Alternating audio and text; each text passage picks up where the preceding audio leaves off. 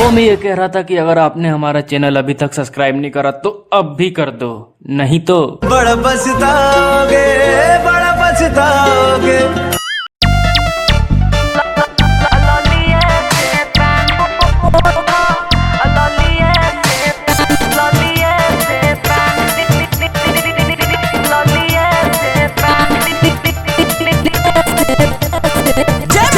Recording studio राजा सोनवर्षा। भैया मनीष के कमबैले तू भेजलो जापान। भैया मनीष के कमबैले तू भेजलो जापान। ए भौजी के करा खियबो ओठ ललिए से पान।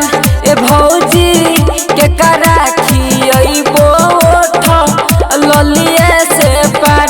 ए भौजी के करा खियबो ओठ ललिए से पान।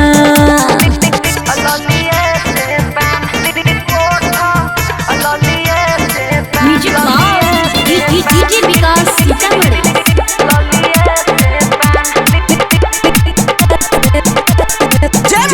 रिकॉर्डिंग स्टूडियो राजा सोनवर्षा। दू दिन के खातिर जो गेला रहो बाहर है।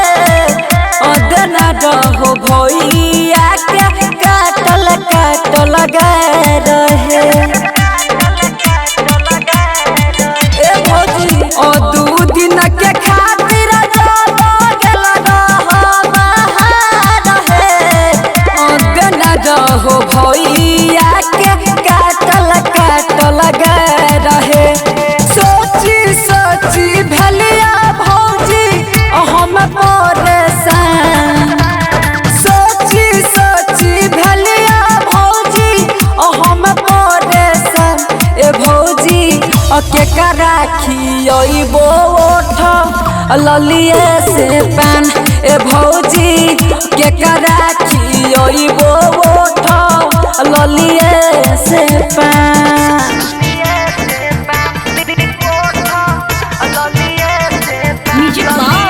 म्यूजिक डीजे विकास सीतामढ़ी।